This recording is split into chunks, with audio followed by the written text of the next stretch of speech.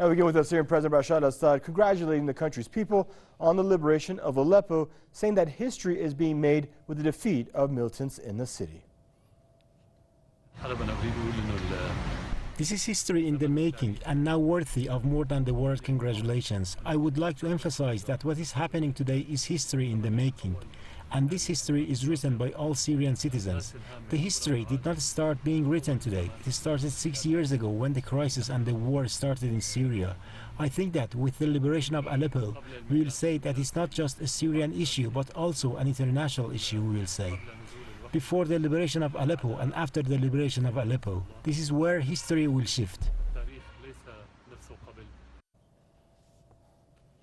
Now joining us out of San Francisco for more on the story is Mr. Scott Bennett, political commentator. Hello, Mr. Bennett. Thanks for joining us on the program, sir. Now, the Syrian president's words of, quote, history being made after this liberation. What does that mean to you? And then furthermore, what do you think the Syrian president now, his next move should be to either aggressively eradicate the terrorist threat, that's going to, in other words, taking the fight to Idlib, or pursue a political solution?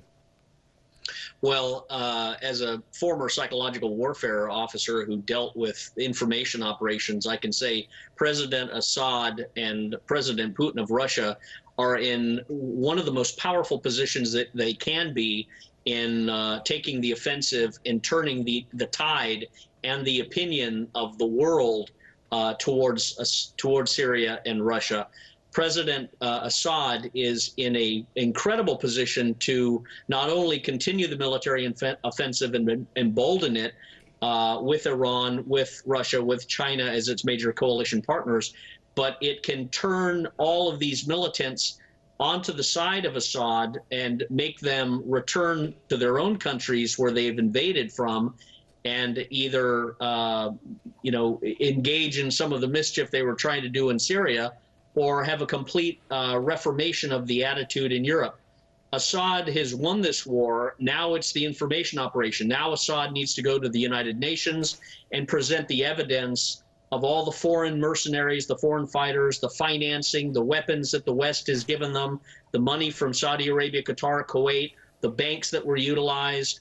President Assad can present himself as a very diplomatic, mature, sophisticated, intelligent, sensitive individual and shatter the stereotypes of the propaganda that the West have tried to cloak him with. And it's very important for them to speak as a coalition. It's very important for Assad to stand up at the United Nations and thank Russia, thank Iran, thank China, and thank Iraq for this aid, this team effort.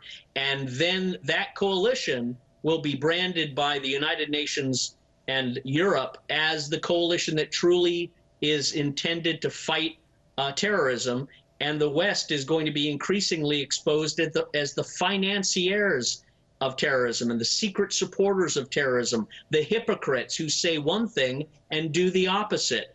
And it's very sad to me that the West has become so degenerate under the Obama administration and John Kerry that they're being known for their lies. But this military victory by Assad is a wonderful chance to turn the whole world towards favoring Russia, Iran, and Syria, and China.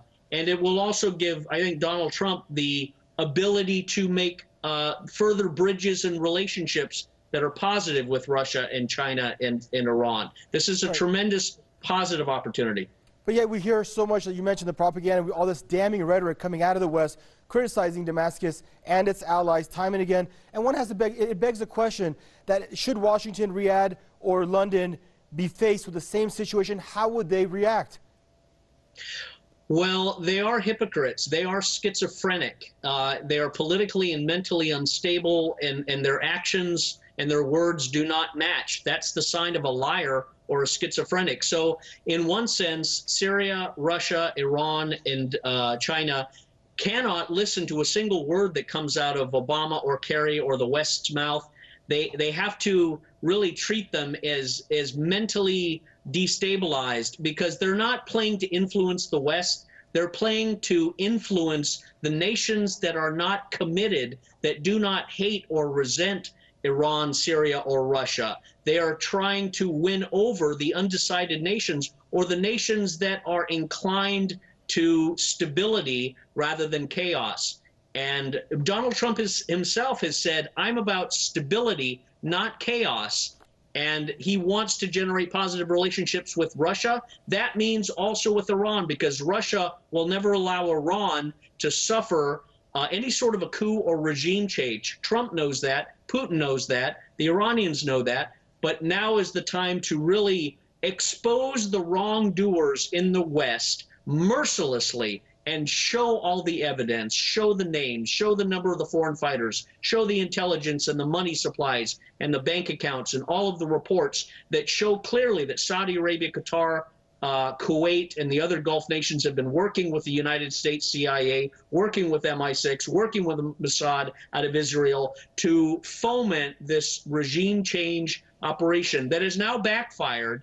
And all of these militants need to be very carefully analyzed and debriefed, and then Assad can go to Europe and say, I have all of these fighters that want to come back to your country. Do you want them?